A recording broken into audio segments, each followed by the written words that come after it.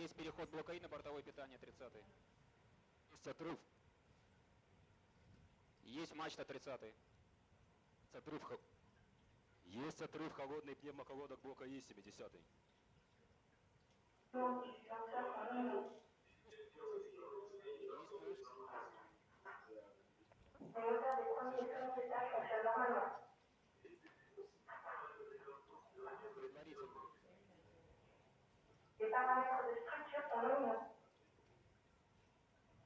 Промежуточная. Главное. Подъем. Двигатели центрального и боковых блоков вышли на режим главной ступени. 10 секунд. Параметры системы управления ракеты-носителя в норме. 20 секунд. Двигатели первой и второй ступеней работают нормально. 30 секунд. Параметры конструкции ракеты-носителя в норме.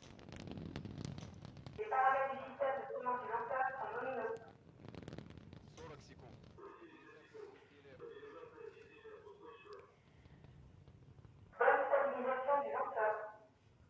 And they are off.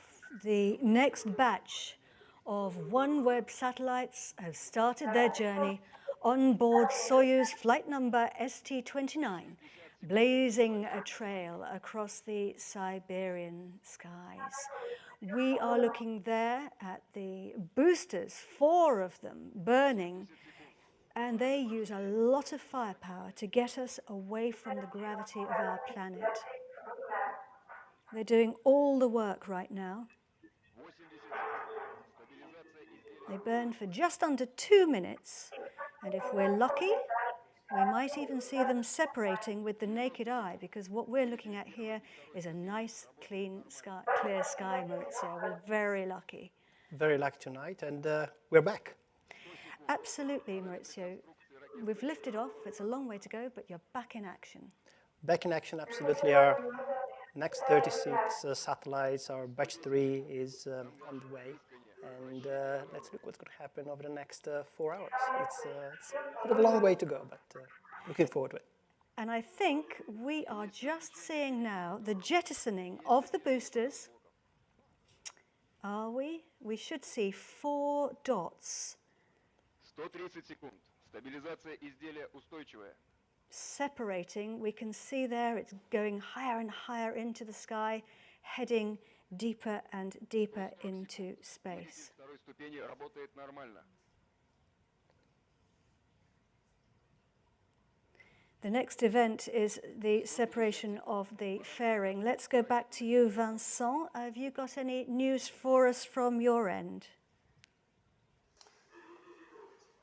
Yes, so yes, we have the confirmation of the separation of the booster. Yes, so it is a good news. So we are getting the information from the team in the CVI. So the CV in French, so it means the control visual in media. So this operation team is tracking the launch vehicle and receive the telemetry data from it, so they can consequently confirm major events when they have occurred, yes. And it's incredible that we're still seeing these images here, even though we're now getting very close to the border with space. We're heading, or if not, we may have already got to the Kármán line. We call that the border with space. It's the point at which basically you have to use rocket science to stay up, because you can't use vehicles with wings anymore. And so we are getting close to separation of the fairing. Do you have any information yet on that, Vincent? 230 секунд. Параметры конструкции ракеты-носителя в норме.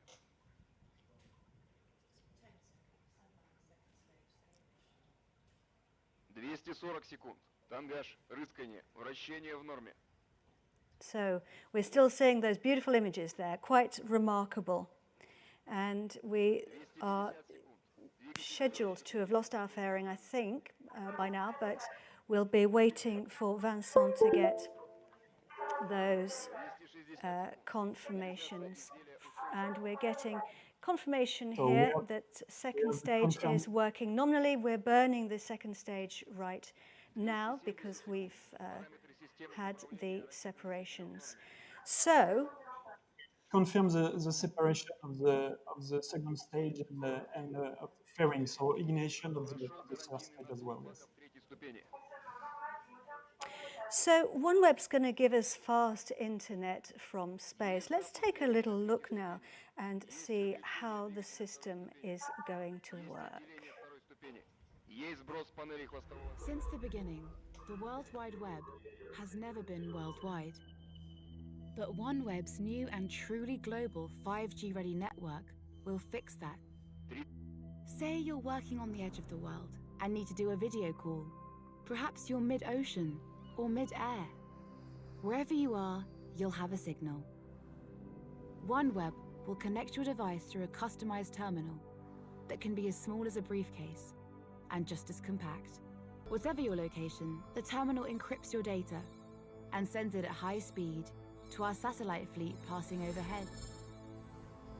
These spacecraft are radically innovative, built in our own factory at 1/50th the traditional time and cost, shrunk to the size of a washing machine, yet engineered to deliver powerful throughput.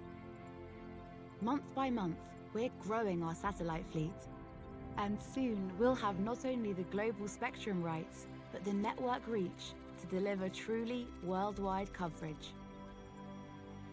And here's the revolutionary part. The fleet will be in low Earth orbit, 30 times closer to Earth than geostationary satellites. This gives you a stable, real-time connection with no interruption or annoying lag. What's more, our fleet always keeps moving, orbiting in a constellation design that creates seamless coverage. Each satellite uses a set of beams to cover an area the size of Alaska. Terrain is no obstacle. From its flight path and pattern, our fleet can always find your signal, so we can get you online from even the trickiest locations, with look angles that geo-satellite broadband simply can't deliver. We maintain high-grade system resilience from 2 ops centers using state-of-the-art ops concepts. Cloud architecture gives us powerful scalability and control remotely. For example, we can remove satellites at the end of their service life, so that the only trace we'll leave in space is on your screen right now. Now back to that video call of yours. We beam your data back down to Earth to our nearest satellite network portal. Then via one of our point of presence gateways, positioned in secure locations trusted by global providers, it re-enters the web. The journey you've just watched takes, at most, 1/10 of a second. And there they are. Your video call is good to start, whether with colleagues or your family back home. So you need never be out of signal or out of mind. OneWeb will connect you from unconnectable locations and keep you productive on the move.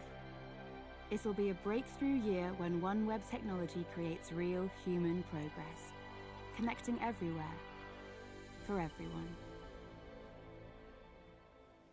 It's clever stuff, isn't it, Maurizio? Very clever indeed, Katie. Yeah. And don't forget that, yes, it's exciting today, we're launching, but while we're launching, we have the factory in Florida with the OneWeb satellites. We're carrying on building and manufacturing our satellites, assembling them for the next batch. And don't also forget that we are deploying our ground network. So that is a fundamental piece, as you've seen from the video, of our capability to deliver global coverage. So we're burning the third stage at the moment. Everything's going normally. Everything's going according to plan. So far, so good. Vincent, we're getting ready to switch the engine off, aren't we? Or Frigate's getting ready to switch it on? Yes, Katie, Frigate is getting ready to switch on its main engine. So it is the first step called the pre-burn phase, so during 55 seconds. So it's giving a quick burst of acceleration, so to push the fluids back in the tank. So it is like when you accelerate in the car when you get pinged back against the seat. So it is the first step of the frigate mission. So this first ignition enables to inject the nose module to the intermediate transfer orbit. So it is an elliptical orbit, and the duration of this burn is just over 5 minutes. In the meantime, I can confirm that the third stage is separated, and it works. It has worked totally nominally, yes. And the first frigate burn is as well confirmed. So that's good. We've got confirmations there that everything's working normally. Everything's going according to plan. And just a quick description of what we're looking at here. You can see the third stage, the blue, obviously blue flame is the engine burning. Then the black disc and the silver disc are the third stage. Then we've got the gold structure. That's the frigate upper stage. And then we've got the satellites attached. And this is the scheduled moment now to switch off the upper stage engine. And we should see that then separating. There we go. It looks like that in space. These are CGI images which have been designed to show us what's happening up there in space. So now the next thing, as Vincent was just telling us about, Maurizio, is the ignition of the frigate upper stage. It's that gold structure there, and it's got all sorts of things on it. It's the brain of the whole vehicle. It's got the onboard computer. It can switch its engine on and off a number of different times while it's in space, and that of course makes it perfect for delivering all kinds of satellites to call it our celestial bus driver. And we're just waiting for it to switch its engine on right now. As Vincent was